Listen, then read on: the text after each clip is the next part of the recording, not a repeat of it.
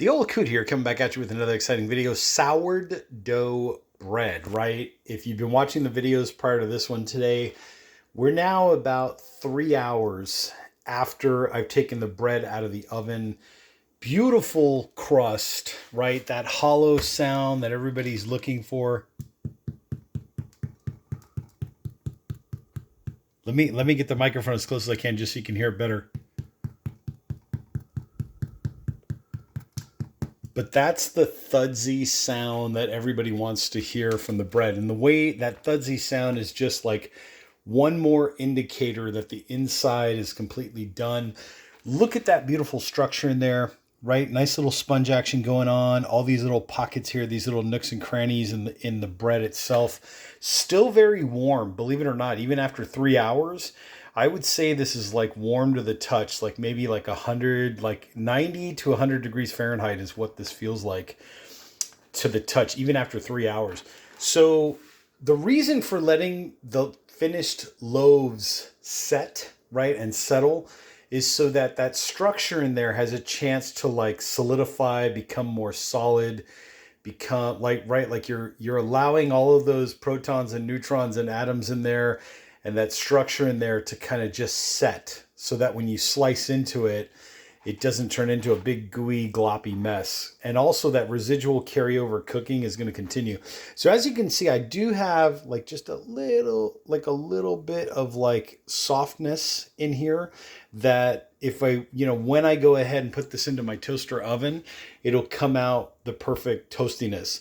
But if you want to like rip into your loaf, like I did pretty much, I had that little like blowout piece that was over here because I didn't score the top correctly to get the good ear. But that little blowout piece that I kind of tore into, if you saw the video prior to this one, you kind of see that. But that's how the structure looks when I tore into the piece. And then as I sliced away at it, see, look at how beautiful this came out. And it's just the perfect like air pocket nook and cranny to me anyways.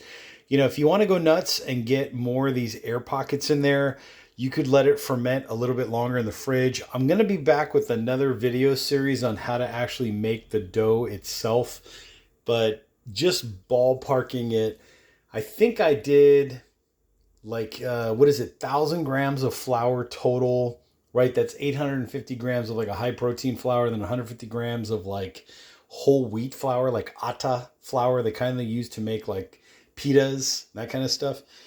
Then there was, I think I was at like, 70% hydration. So there's like 700 grams of total water. And then the salt was like, was I at 1%?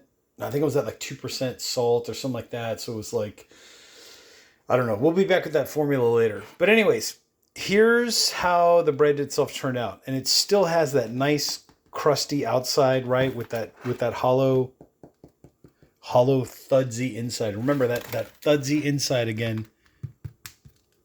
Whoops, if I can get it to hold still. That's what you're listening for, is that thudsiness. Anyways, with that being said, here's the bread. I will put some links down below in the description if you want to check those out. I'm the old Coot, and I'll catch you all. Make sure to visit my Amazon storefront, by the way, and I'll catch you all in the next exciting video.